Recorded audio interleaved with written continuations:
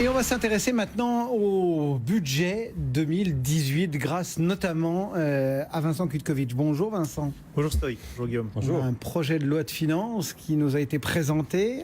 Qu'est-ce qui va changer? Qu'est-ce qui ne va pas changer? C'est en gros le thème de notre causerie du jour. Il faut vraiment passer tout au crible, presque produit par produit? Je dirais que oui, il faut passer tout au crible. Il faut surtout analyser en fonction de sa situation propre les nouveautés en tant que particulier, voire en tant que chef d'entreprise. Mais aujourd'hui, pour les particuliers, il y a effectivement une analyse fine à réaliser. Mais on a entendu beaucoup de choses. Je pense qu'il faut essayer d'apporter un peu de simplification aussi, de rassurer les épargnants, notamment sur les enjeux de l'assurance vie, qui finalement va gagner en lisibilité. Bon alors, okay, on commence par l'assurance vie alors. L'assurance vie. Donc on parle du prélèvement forfaitaire unique à 30% pour les contrats qui ont un encours supérieur à 150 000 euros.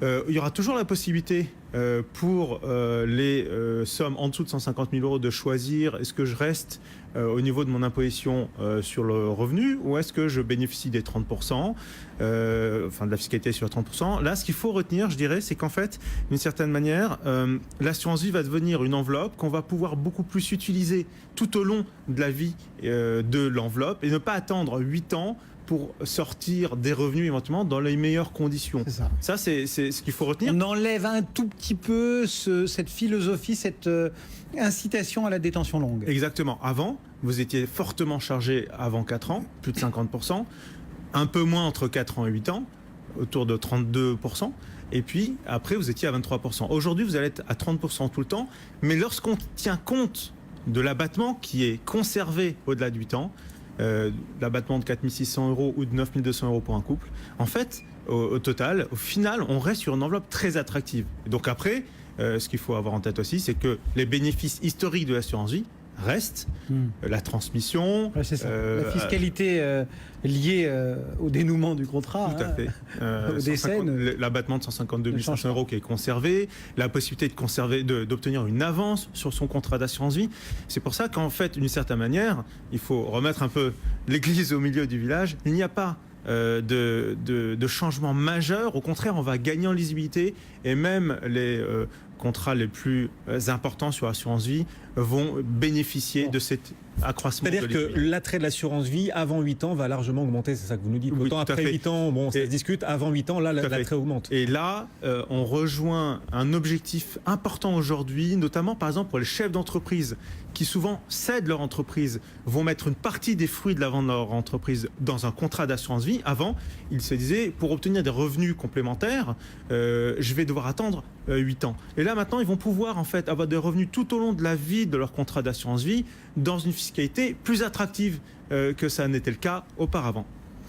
Voilà donc pour l'assurance vie. On parle un peu bourse. Le PEA, on le rappelle, ça ne change pas. Hein. Aucun changement. C'est quand même la philosophie du gouvernement. Hein. C'est de flécher l'épargne vers les entreprises. Donc c'est normal qu'ils ne changent pas la fiscalité sur le PEA. En revanche, le compte titre. Le compte titre, lui, gagne en lettres de noblesse, en lisibilité, en simplification. Il va retrouver un petit peu d'aura. Voilà, il va retrouver de l'aura. En fait, si on met de côté les enjeux de transmission, si on n'est pas préoccupé par la transmission, comme on peut l'être à travers l'assurance vie, on vient de voir, y répond, si on n'est pas obnubilé par cette question-là, le compte titre va redevenir attractif.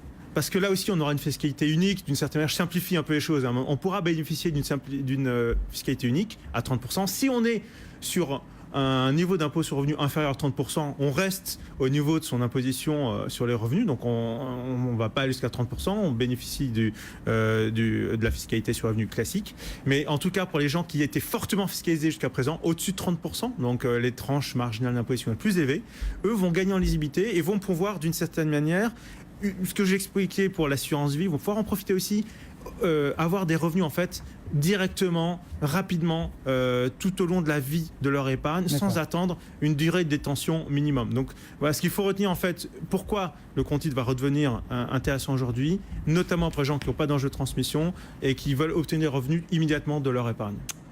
Une bonne partie des changements que l'on retrouve dans ce projet de loi de finances viennent de la nouvelle structure entre guillemets de l'ISF qui devient donc un IFI. Et il y a un produit qu'on évoque parfois ici, qui est un produit patrimonial particulier, c'est la tontine, et là qui se retrouve privé d'un sacré argument. Hein. Et je pense que c'est effectivement compliqué pour les promoteurs de la tontine. Et j'en parle moi parce qu'en fait, on est souvent questionné, notamment par des contribuables à l'ISF qui venaient nous voir en nous demandant si finalement, face à l'assurance vie, la tontine n'était pas la meilleure solution. Un des avantages majeurs de la tontine jusqu'à présent, c'était finalement d'être exonéré d'ISF. Or, aujourd'hui, cet avantage-là, il est conservé pour la tontine, mais il se banalise par rapport à l'assurance vie. Et donc, l'assurance vie va redevenir un produit compétitif face à la tontine pour les gens qui voulaient éventuellement transmettre un capital à long terme à leur famille, à leurs descendants, tout en sortant de l'ISF. Donc ça, finalement, cet avantage-compétitif-là est perdu d'une certaine manière, même si, objectivement, il reste dans... Il reste, oui, des avantages dans la tontine comme dans l'assurance vie. Exactement. Un petit mot d'autres supports, notamment tout ce qui touche à l'immobilier. Hein. Là aussi, on sait que les choses ont été plutôt difficiles ces derniers jours. On ne savait pas très bien si les SCPI allaient être concernés en direct ou en assurance vie par l'IFI. C'est même, il semble-t-il, qu'ils ne soient pas complètement calés. Non, ne serait-ce que parce qu'en assurance vie, il y a une question de détenteur. Hein. Le propriétaire du contrat, c'est l'assureur. Exactement. Apparemment, il y a des problèmes légaux. On n'a pas fini d'en discuter. Cependant, ce qu'on peut dire en termes d'orientation, c'est que d'une part, on va avoir probablement intérêt à terme d'acheter des parts de SCPI, notamment en direct, en bénéficiant du crédit, parce que finalement, là, on va pouvoir déduire les charges d'intérêt d'emprunt. De la même manière que sur l'immobilier classique, on a intérêt aujourd'hui à privilégier, d'autant que les taux d'emprunt sont très bas, de profiter de cette possibilité-là pour finalement réduire l'assiette qui sera exposée à l'IFI, au futur IFI. Donc je dirais que l'immobilier d'entreprise à travers les SCPI, l'immobilier de façon plus classique à travers les SCPI restera attractif et il faudra profiter des taux de rendement, de crédit très bas actuellement pour asseoir un peu l'assiette de l'IFI. En revanche, on peut enterrer le PEL ? Le PEL, oui, en tout cas, notre recommandation, elle est de conserver les anciens PEL qui rapportent autour de 2% encore, mais par contre les nouveaux, non seulement vont être fiscalisés, mais en plus vont perdre un avantage important, qui est le fait que, je l'ai évoqué, ils seront fiscalisés. Voilà, et puis des taux de plus en plus bas. Donc le PEL n'est pas l'enveloppe d'avenir. En tout cas, je dirais que si on veut construire un patrimoine immobilier, revenons sur ce que j'évoquais tout à l'heure, SCPI, crédit, c'est finalement la meilleure solution.